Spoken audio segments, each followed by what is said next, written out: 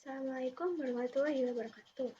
Perkenalkan, nama saya Debreni Tias dari 12 absen 2. Di sini saya akan menjelaskan tentang integrasi nasional.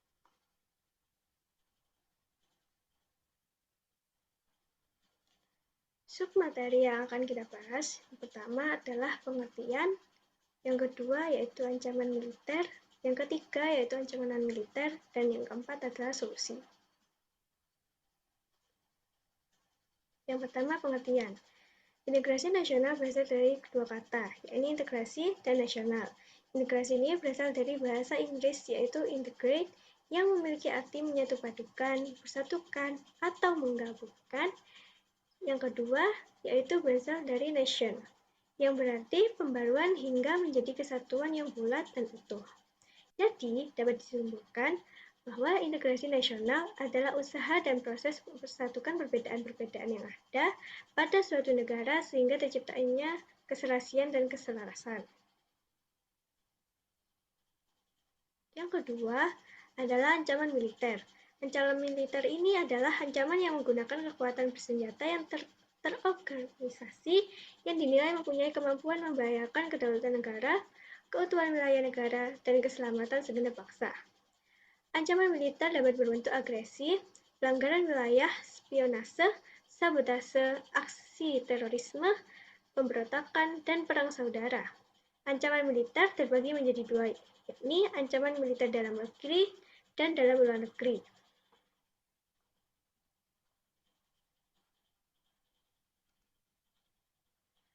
Yang ketiga adalah ancaman militer dalam negeri. Disintegrasi bangsa bisa melalui macam-macam gerakan separatis yang berdasarkan sebuah sentimen kesukuan atau pemberontakan akibat ketidakpuasan daerah terhadap kebijakan pemerintah pusat. Upaya penggantian ideologi Pancasila dengan ideologi yang lain ekstrim atau tidak sesuai dengan kebiasaan dari masyarakat Indonesia. Yang kedua adalah ancaman militer dalam luar negeri. Pelanggaran batas negara yang dilakukan oleh negara lain, pemberontakan senjata yang dilakukan oleh negara lain, aksi teror yang dilakukan oleh terorisme internasional. Sebab selanjutnya adalah ancaman non-militer.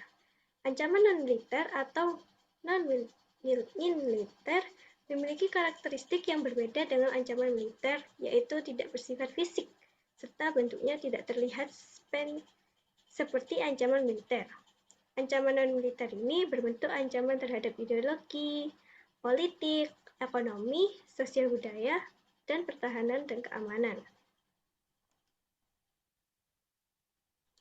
Yang pertama yaitu ideologi. Sistem politik internasional mengalami perubahan semenjak Uni Soviet runtuh, sehingga paham komunis tidak populer lagi, akan tetapi potensi ancaman berbasis ideologi masih tetap diperhitungkan.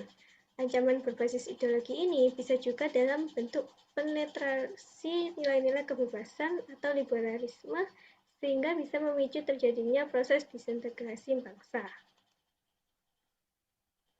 Yang kedua, yaitu politik. Ancaman politik bisa membangunkan suatu rezim pemerintahan, bahkan juga bisa menghancurkan suatu negara. Masyarakat internasional mengintervensi suatu negara melalui politik seperti contohnya HAM, demokratisasi, penanganan lingkungan hidup, serta penyelenggaraan pemerintah yang bersih serta akuntabel.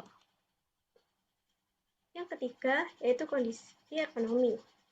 Kondisi ekonomi tentu sangat menentukan dalam pertahanan negara, karena bisa berasal dari dalam, yakni berupa inflasi, pengangguran, infrastruktur yang tidak memadai, serta sistem ekonomi yang tak cukup jelas. Sedangkan dari luar berbentuk kinerja ekonomi yang buruk, daya saing yang rendah, tidak sikapnya dalam menghadapi era globalisasi, serta tingkat ketergantungan terhadap pihak asing.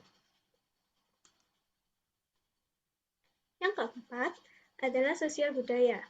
Ancaman sosial budaya bisa berupa isu-isu mengenai kemiskinan, kebodohan, keterbelakangan, serta ketidakadilan yang menjadi dasar timbulnya konflik vertikal antara pemerintah pusat dengan pemerintah daerah, beserta dengan konflik horizontal, yakni suku, agama, ras, dan antar golongan.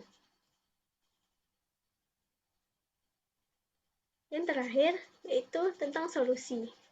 UUD Negara Republik Indonesia tahun 1945 telah mengatur strategi pertahanan dan keamanan bangsa Indonesia dalam mengatasi ancaman militer tersebut, yakni pada pasal 30 ayat 1, pasal 30 ayat 2, pasal 30 ayat 3, pasal 34 ayat pasal 30 ayat 4, dan yang terakhir pasal 30 ayat 5.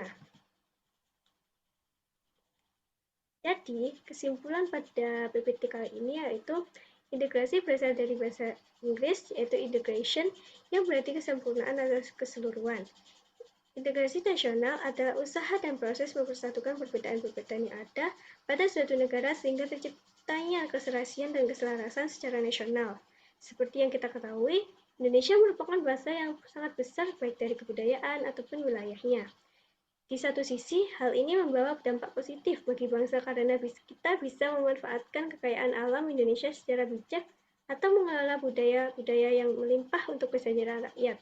Namun, selain menimbulkan sebuah keuntungan, hal ini juga akhirnya menimbulkan masalah yang baru. Nah, berikut adalah contoh-contoh soal yang bisa dipelajari. Bisa juga di SS terlebih dahulu atau di pause.